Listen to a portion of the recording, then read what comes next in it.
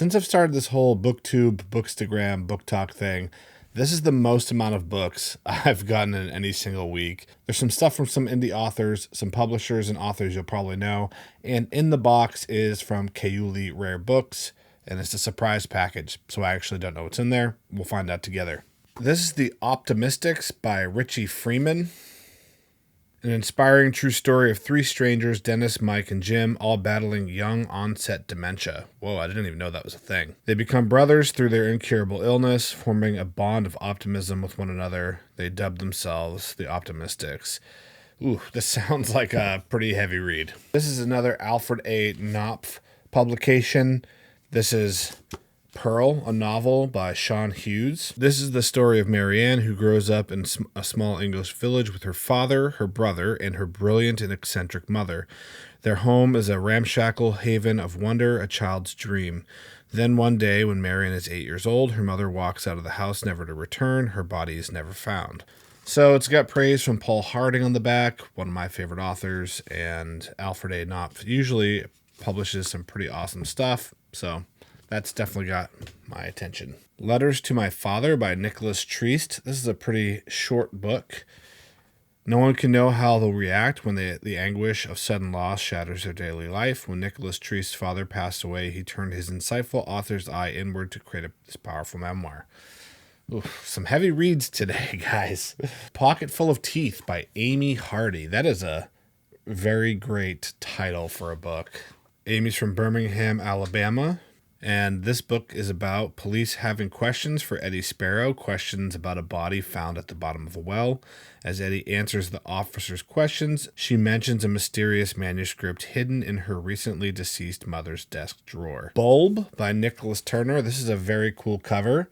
And as someone who grew up in the late 90s, early 2000s with bands like Korn, who would often reverse the letters in their name. Nine Inch Nails is another one. I appreciate this cover here. Very palindromic, I guess. The world died the day the power grid failed. Civilizations crumbled and life ground to a halt. Those who survived the transition became something else. 2 years have passed since the lights went out. Crow and his small group of survivors have done their best to forage supplies and live off the land, but danger looms in every shadow. So, if you're into post-apocalyptic novels, this might be right up your alley. Here's one that you'll probably recognize. This is another Alfred A. Knopf publication.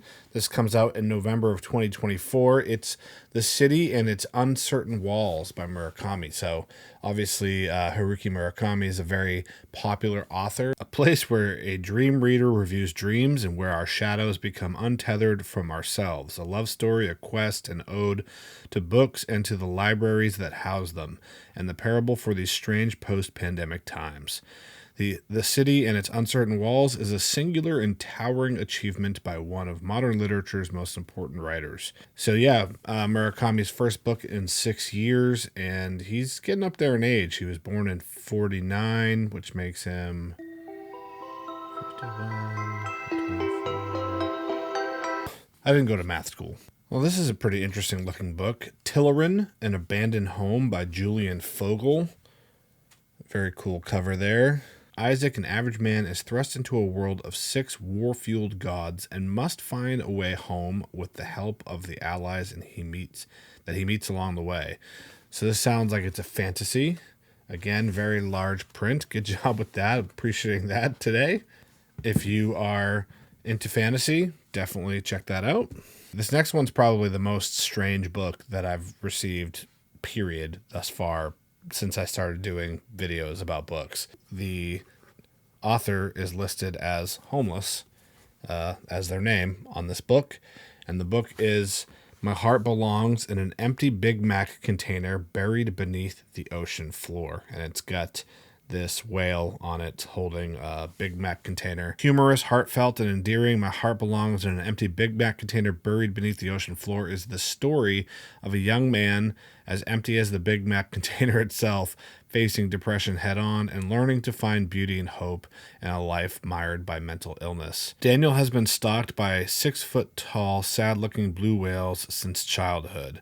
Exhausted and ravaged by their miserable company and excessive crying, 31-year-old Daniel can't take it anymore. After breaking up with his girlfriend, Daniel, ever the fast food junkie, vows to end it all by burying his heart in an empty Big Mac container beneath the ocean floor. The only way he feels to responsibly end his life and keep his poisonous heart as far away from others as possible. Oh, and there's a handwritten note in here.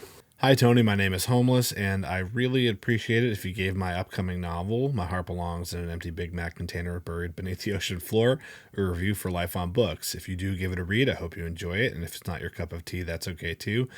I appreciate the consideration either way. Thanks so much. Homeless at XOXO Homeless. So, Homeless, really appreciate the handwritten note. This is how you do it, guys. If you're going to send me a book, and I don't know who you are, we haven't chatted at all in any way, shape, or form, make sure that you're easy to find on the internet. So this person tagged themselves so I can find their social media tag, because I like to tag all the authors that I make content for. You know, even if I'm just giving you a shout out, even if I don't read the book and do a review, like, people are still going to see your book and hear about it and be interested in it. So pro tip there is just make yourself easy to find. And this certainly has my attention.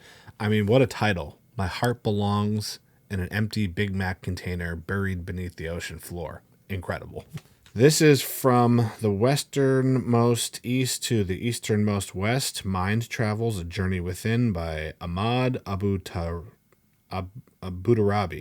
Ahmad, I hope I'm saying that correctly. Kind of like a little bit of a self-help pamphlet almost. It's very short, so if you're looking for a quick pick-me-up, maybe that's it. All right, let's see what Keuli Rare Books sent me. Oh, what? So first we have Augustus by John Williams, the author of Stoner, which is kind of social media's darling in the literature space. And this is, I don't know when this came out, if it was before or after Stoner. Ooh, this is very old. Yeah, this was from 1972, so I do think this is after Stoner. I think Stoner was in the 60s. First edition from Laurel, but they might not have been the original publishers, but wow, this is incredible. Also, I just want to point out the blurbs on the back here. They're so different from today. It was quite an experience reading Augustus. I was lost in admiration at Williams's ability to speak in so many different voices so distinctly and clearly from Isaac Asimov. And that's just very, like, probably honest and to the point, and nothing about that's really dolled up. And today it's always like, what an ambitious, unbelievable undertaking by, this profound, and it's just like overly, it's just superlatives and all this ambiguous language. And he's like, yeah, these voices are so clear. I'm jealous that this guy can write this way. Give you a little closer look at that. Dude, this is sick. Thank you so much, Kyle, for sending me this. Whew. This is a beautiful, beautiful copy of The Crossed Fisherman by Yashar Kemal. And I just read earlier this year Mehmed My Hawk by Yashar Kemal. That was my choice for reading a book from Turkey, as I try to read one book from every country. And I really enjoyed it. Definitely a little bit outside of kind of my normal reading. But wow, this thing is tight. Like it just feels pristine. I actually don't know too much about Kemal's other works. Mehmed My Hawk eventually became the first of a trilogy. I don't believe this is part of that. If you don't know, Keuli Rare Books, they do offer surprise packages of first editions, so you can basically just buy them and you get what you get, and it's exciting because you're not sure what you're going to get, but he does have great taste in books, and he does send along some absolutely beautiful books. So they're on Instagram, they're here on YouTube, so definitely check them out. Which of these books caught your eye? Let me know.